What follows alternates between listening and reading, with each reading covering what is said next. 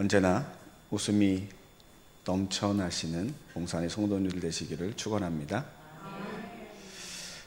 오늘 말씀의 제목이 주님의 제자가 되는 삶입니다. 이 땅에 수많은 그리스도인들이 있습니다. 근데 그 모든 사람이 다 예수님의 제자라 할 수 없습니다. 오늘 본문 누가복음 14장 25절에도 수많은 무리가 함께 갈새 예수께서 돌이키사 이르시되라고 이야기하면서 제자가 돼야 할 조건에 대해 이야기합니다. 여러분들의 모습을 보면 여러분들 스스로가 생각하기를 나는 이 땅에 사는 수많은 그리스도인들, 어쩌면 오늘 본문에 기록된 수많은 무리 중에 한 사람인 것 같습니까? 아니면 예수님의 제자라고 이야기하시겠습니까? 예수님 주변에는 항상 수많은 사람들이 있었습니다. 예수님이 모일 때마다 수많은 사람들이 몰려다녔고 가는 곳마다 수많은 사람들이 몰려왔습니다. 그런데 그 모든 사람이 다 은혜를 받은 것은 아니었습니다. 우리가 잘 알다시피 12년 동안 혈루증을 앓던 여인도 내가 예수님의 옷자락을 만지면 낫겠다라는 간절함으로 그 수많은 군중을 비집고 예수님의 옷자락을 만졌을 때 치유함을 받았습니다. 그 간절함이 여러분들 안에 있기를 축원합니다. 예수님의 제자의 삶을 살려면 결단이 필요합니다. 어떤 결단을 해야 하나? 오늘 말씀을 통해 함께 나누기를 소망합니다.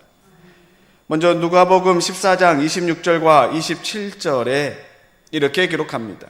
무릇 내게 오는 자가 자기 부모와 처자와 형제와 자매와 더욱이 자기 목숨까지 미워하지 아니하면 능히 내 제자가 되지 못하고 누구든지 자기 십자가를 지고 나를 따르지 않는 자도 능히 내 제자가 되지 못하리라. 수많은 무리가 있는데 그들을 향하여 이야기하기를 부모와 처자와 형제와 더욱이 자기 목숨까지 미워하지 아니하면 내 제자가 되지 못한다라고 이야기합니다. 그래서 이 말씀을 두고 누군가는 가족을 미워하고 멀리 해야 된다라고 이야기하는데 그렇게 이야기한 것이 아니라 미워하지 아니하면이라고 부정적 의미를 단 것은 우선순위의 문제라는 겁니다. 한번 생각해 보시기 바랍니다. 예수님께서 이 땅에 오셔서 그 수많은 무리가 따라다니는데 그 당시 퍼져 있었던 종교는 유대교입니다. 예수님을 구원자라 생각한 사람은 그리 많지 않았습니다. 그리고 구원자라고 믿는 사람들에게 닥칠 일들을 한번 생각해 보면 오늘 본문에 기록된 것처럼 누군가는 가족에게 미움을 당할 수도 있고 누군가는 목숨의 위험을 당할 수도 있다라는 겁니다. 아니라고 생각할 수도 있겠지만 우리 가까운 이슬람교를 한번 생각해 보시기 바랍니다. 28일부터 그들은 해가 뜰 때부터 해가 질 때까지 물도 먹지 않고 그들의 신인 알라 신에게 금식하는 그 이슬람교는 무슬림들은 무슬림에서 기독교로 개종하는 순간 이와 같은 일들이 일어나는 겁니다. 그래서 알라를 찾다가 예수를 만나다라는 책을 쓴 나빌 쿠레시, 우리의 필독서에 있는 그 책을 읽어보면 이 사람이 예수님을 믿고 구원해서 가장 크게 고민했던 부분이 이 부분입니다. 가족에게. 그런데 그 사람이 책을 읽는데 이 말씀 구절이 있는 겁니다. 무릇 내게 오는 자가 자기 부모와 처자와 형제와 자매와 더욱이 자기 목숨까지 미워하지 아니하면 내 제자가 되지 아니하고. 결단이 필요하구나. 지금은 우리가 2대, 3대 신앙을 믿기 때문에 이 말씀이 크게 와닿지 않지만 초창기 복음이 우리나라에 들어왔을 때 유교가 팽배하고 불교가 팽배했을 때 그 종교를 버리고 예수님을 믿는다라는 것은 이와 같은 결단이 필요했던 겁니다. 그리고 나서 예수님께서 하신 말씀이 누구든지 자기 십자가를 지고 나를 따르지 않는 자도 능히 제 제자가 되지 못하리라. 다시 말해 참된 복음을 안다면 가족을 멀리하고 나만 구원받고 가족은 지옥 가도록 내버려 두지는 않을 겁니다. 어떻게 해서든 내 가족을 구원하고자 노력을 해야 될 것인데 그 과정에 필요한 것이 내 자신을 내려놓아야 합니다. 나를 부인해야 됩니다. 가족에게 온전히 헌신하며 내 안에 있는 예수 그리스도를 증거해야만 그들이 예수님을 믿기에 예수님을 따르려면 자기 십자가를 지고 따르라 라고 이야기하는 겁니다. 이 과정이 쉽지 않기에 예수님께서 28절 이하의 세 가지 비유로 말씀해 주십니다. 첫 번째 비유가 28절에서부터 30절에 기록된 망대를 세우는 자의 비유입니다. 그 당시 헤롯 일가에는 자신들의 세력, 내 힘을 과시하기 위해 여러 도시에 커다란 건축물을 세웠는데 대부분의 건축물이 공사가 마무리되지 않고 멈춰 있는 경우가 많았습니다. 그래서 수많은 사람들이 조롱하고 비웃는 겁니다. 아이고 짓지도 못할 거 왜 세웠는가라고 비웃는 겁니다. 그래서 그 망대에 세우는 자를 비유로 이야기하면서 말씀하시기를 먼저 내가 가진 것을 가지고 세울 수 있는가 보라는 겁니다. 철저하게 계획하고 준비한 다음에 망대를 세우라고 이야기하는 겁니다. 다시 말해 중도에 포기하지 않고 끝까지 갈 수 있도록 철저하게 준비하고 대비하고 기도하고 나아가라는 겁니다. 왜냐하면 가다가 중간에 포기하면 이도 저도 아닌 게 됩니다. 건축물을 완성했을 때의 모습과 건축물을 짓다 말면 이 건축물이 도대체 무엇을 짓고자 한 것인지 완성되지 않으면 모르기 때문에 중도에 포기하지 않을 만큼 끝까지 가라는 겁니다. 요즘 경기가 많이 어려워서 공사하다가 중단된 건물들을 간혹 보게 됩니다. 그 모습이 너무나 흉하기에 예수님께서 말씀하시는 겁니다. 가기로 했으면 끝까지 헌신하고 결단하고 나아가라는 겁니다. 그러면서 두 번째 비유로 말씀하신 것이 전쟁에 참가하는 왕의 비유입니다.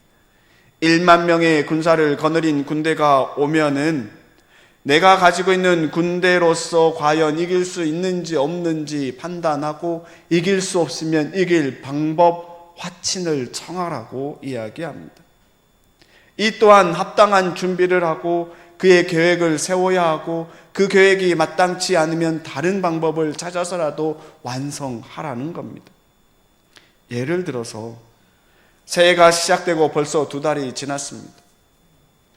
올해 새해 시작하면서 세웠던 계획들을 다 이루어 가십니까?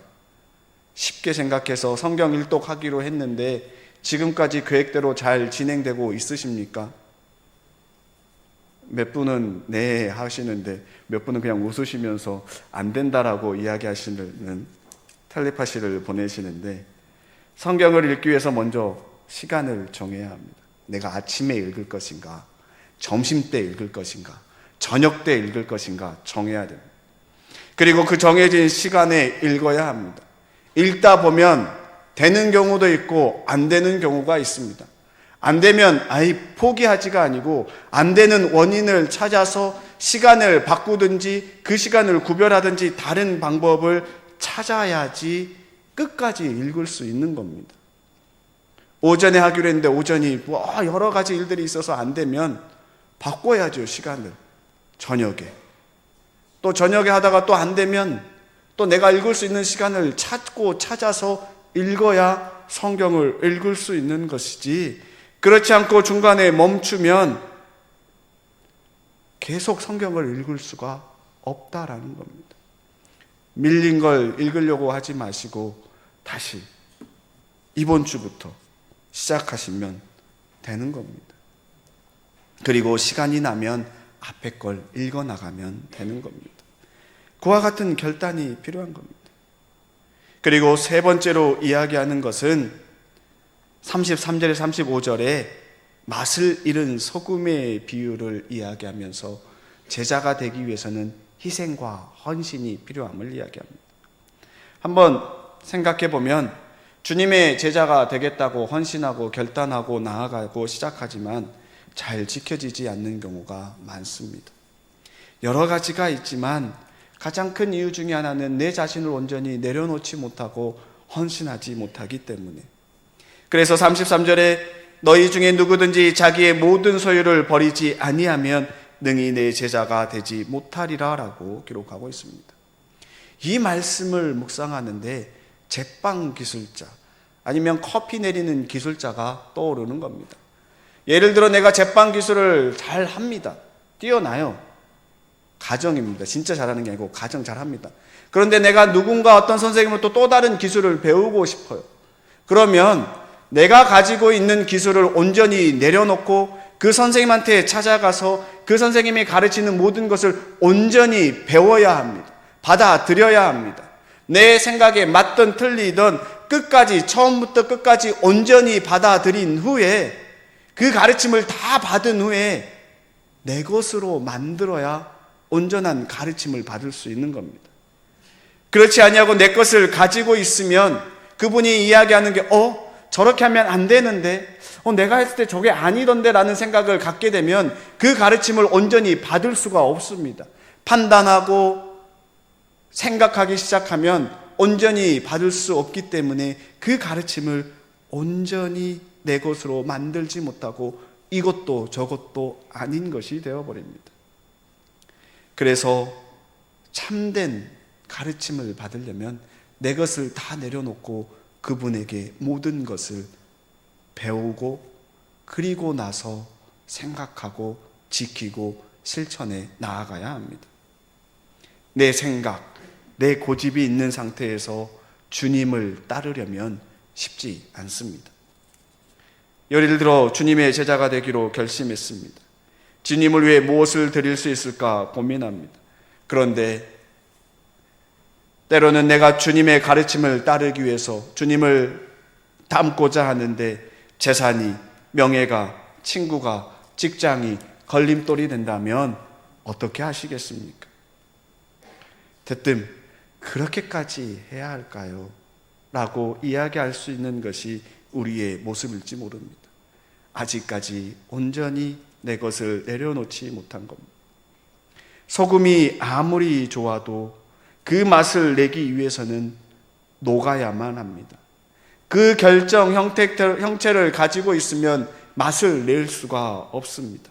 형태가 사라져야 소금이 소금 맛을 내듯이 그 맛을 내지 못하면 땅에 버려지고 거름에도 쓸데가 없다라고 이야기합니다.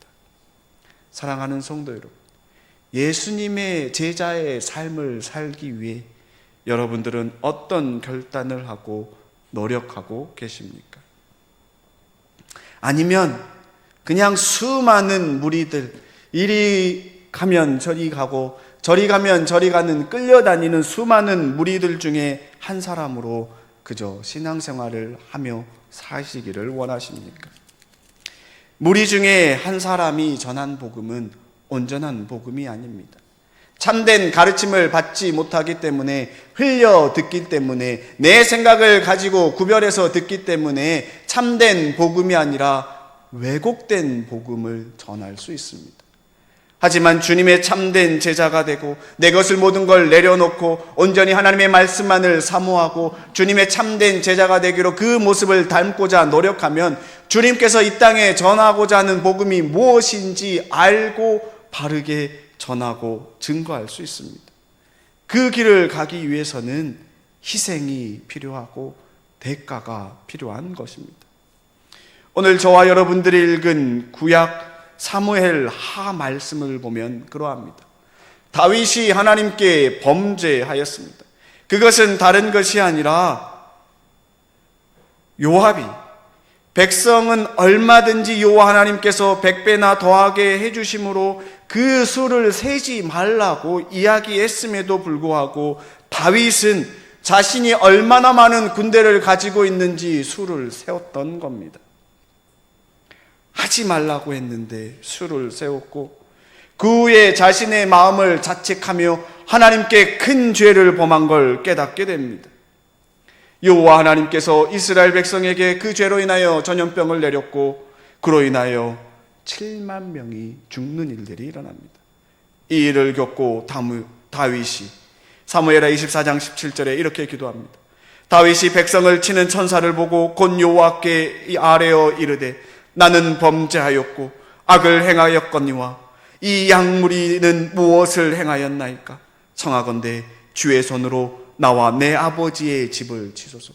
이 백성들을 벌하지 말고 나와 내 집을 치라고 기도하는 겁니다.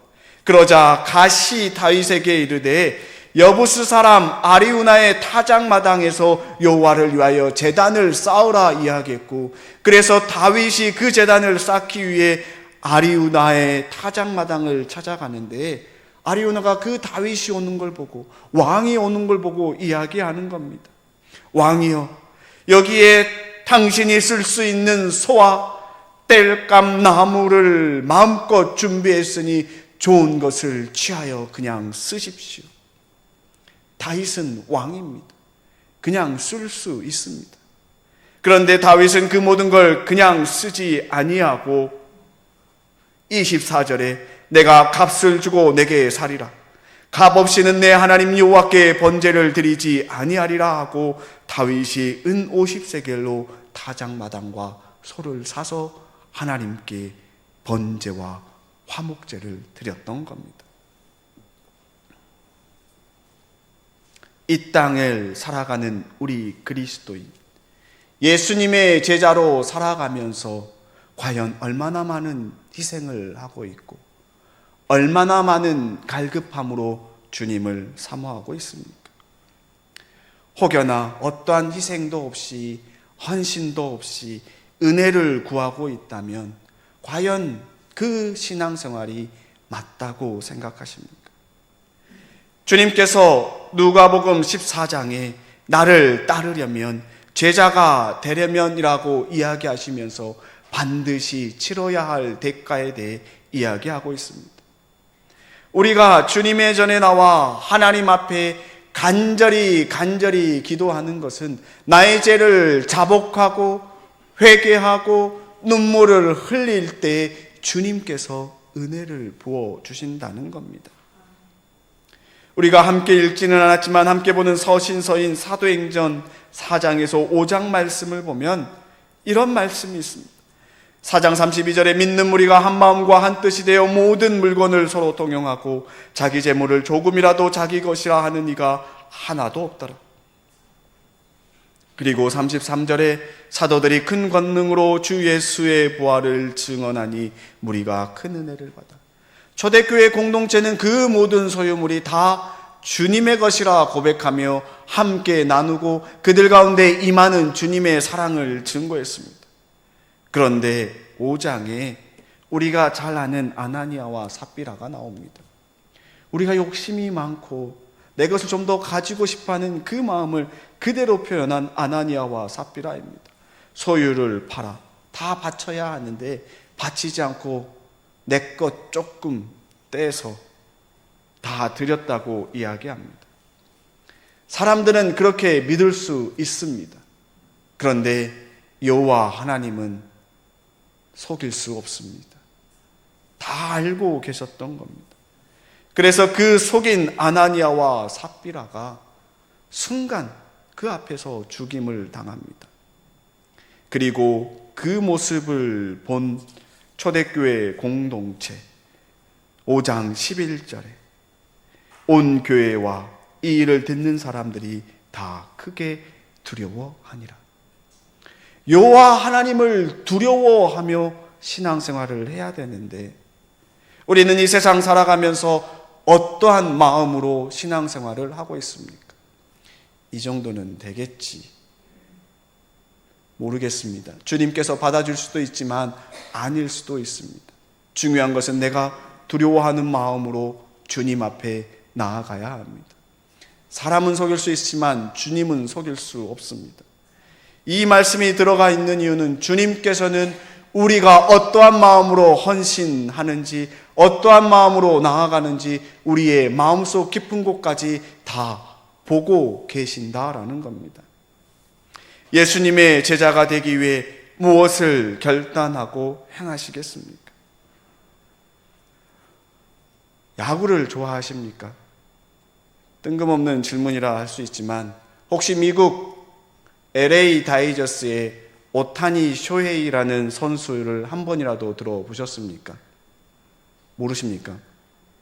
대구의 삼성 라이온즈는 알아도 LA 다이저스의 구자욱 선수는 알아도 오타니 쇼헤이 선수는 모릅니까? 오타니 쇼헤이 선수가 미국 선수입니다. 미국인데 일본 선수입니다. 일본인데 미국으로 스카웃돼서 간 선수인데 저도 그냥 그렇게 관심 있게 보지 않았습니다. 그런데 작년에 미국 LA 다이저스에 있는 미국 메이저리그에 이 선수가 새로운 역사를 썼습니다. 한 시즌에 50개의 홈런을 치고 50개의 도루를 했다라는 50의 기록을 세웠는데 이런 선수가 없었다라는 겁니다. 근데 더 놀라운 것은 이 선수가 타자 전용이 아닙니다. 투수이면서 타자입니다. 던지는 것도 잘 던지는데 타자까지 잘하는 겁니다. 어떻게 이와 같은 일들이 일어날 수 있을까 궁금했는데 얼마 전에 그 사실을 알게 되었습니다. 잠깐 슬라이드를 하나 보여주시기 바랍니다. 이 오타니 선수가 학창시절부터 자신만의 만다라트 훈련법을 만들어서 훈련을 했다라는 겁니다. 이 훈련법을 보시면 알겠지만 한가운데 8개 구단 드래프트 1순위가 되기 위해서 나름대로의 계획을 세웠습니다.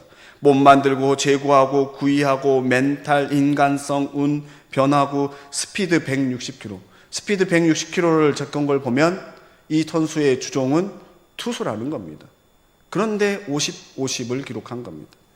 이걸 이루기 위해서 또 다시 9가지, 8가지를 만드는데 참 놀라운 것은 운동선수는 운동만 하면 되는 줄 아는데 밑에 운을 한번 보시면 인사하기, 쓰레기 줍기, 부실 청소, 물건을 소중히 쓰기, 긍정적 사고, 응원받는 사람, 책 읽기, 심판을 대하는 태도. 단순히 야구의 기술만 노력한 것이 아니라 자신의 삶의 모든 영역, 인간성, 운, 변화구, 멘탈 그 모든 부분을 다 노력했던 겁니다. 이와 같은 노력이 학창시절부터 있었기 때문에 지금 전 세계가 주목하는 가장 뛰어난 선수가 될 수 있었던 겁니다. 이 표를 보고 우리의 삶을 한번 되돌아보기를 소망합니다. 가운데 예수님의 제자 되기. 그러면 그 주변에 여러 가지가 있을 겁니다. 성경 읽기, 성경 공부, 기도 생활, 그리고 언어 생활, 가정 생활, 이웃과의 관계, 그 모든 것들이 다 들어가는 것이고 그 모든 것들 가운데 우리의 말 한마디, 태도, 행동, 습관 모든 것들이 다 어우러졌을 때에 예수님의 참된 제자로 살아갈 수 있는 겁니다. 어떤 노력을 하시기로 결단하시겠습니까? 혹시 이 나이에 이제 와서 라고 생각하시는 분들이 있다면 아니요, 늦지 않았습니다. 예수님의 제자가 되기 위해 결단하고 나아갈 수 있는 봉산의 성도님들이 되시기를 축원합니다. 성경 읽고 기도하는 생활 이외에도 가정에서 자녀들을 대하는 모습, 이웃을 대하는 모습, 내가 만나는 사람들과의 관계, 직장에서의 직장 동료들 간의 관계, 고객들 간의 관계, 그 모든 것들 하나하나 속에서 우리의 모습 속에서 주님의 형상이 나타날 줄로 믿습니다. 이를 위해 결단하고 행하는 봉산의 성도님 되시기를 주님의 이름으로 축원합니다. 이 시간 함께 한 목소리로 기도하기를 소망합니다.